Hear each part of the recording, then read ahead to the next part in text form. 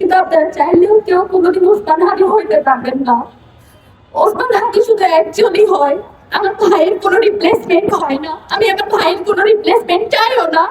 আমার ভাইকে আমি শুধু ফেরত চাই এবং আমার ভাইকে আমি ফেরত আনবো।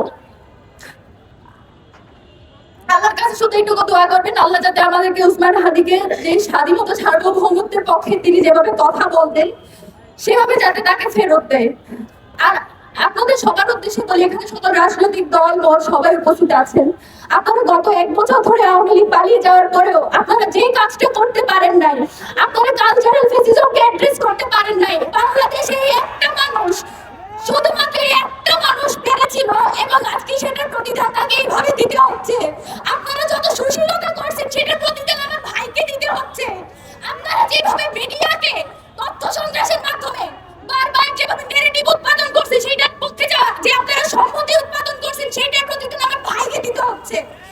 আমরা কিচ্ছু বলে যাচ্ছি না। আমরা জানি মিডিয়াতে কে কে উল্লাস করেছে। গত 2 দিন আমাদের চোখে শুধু অশ্রু দেখতেছেন, আমাদের বুকের ভেতর যে পার হচ্ছে এটা আপনারা এখনো দেখেন নাই। এটা দেখার সাহস করেন না কেউ। আমার ভাই ফেরত আসবে, বাংলাদেশের স্বাধীনতা সার্বভৌমত্বের পক্ষে কথা বলবে এবং এই মিডিয়াতে যারা বিভিন্ন বয়ান উৎপাদনের মাধ্যমে আমার ভাইকে হত্যাযোগ্য করার চেষ্টা করেছে, আমার ভাইয়ের জীবন মৃত্যুর সন্ধি করে যারা বারবার উল্লাস করেছে, যারা বিজয় উদযাপন করেছে, আমি তাদের সবাইকে চিহ্নিত করে রাখছি। আল্লাহ যদি আমাদেরকে বাঁচায় রাখে, ইনকিলাব মঞ্চ যদি বেঁচে থাকে, বাংলাদেশে কালচারাল ফেসিজম যারা কায়েম করতেছেন আপনাদের সবার জন্য আমরা সারা জীবন শত্রু হয়ে থাকবো, এটা মাথায় রাখবেন।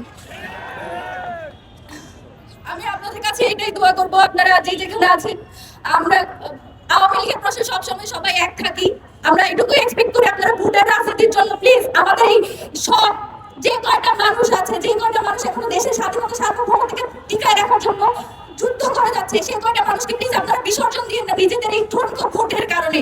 বাংলাদেশের স্বার্থ আপনাদের এই ভোটের চেয়ে অনেক বেশি, আপনাদের নিজস্ব যে ব্যবসা বাণিজ্য সেসবের চেয়ে অনেক বেশি বাংলাদেশের স্বাধীনতা সার্বভৌমত্বের যে দাম সেটা প্লিজ আপনারা বিসর্জন দিবেন না, সেটা বিক্রি করে দিবেন না।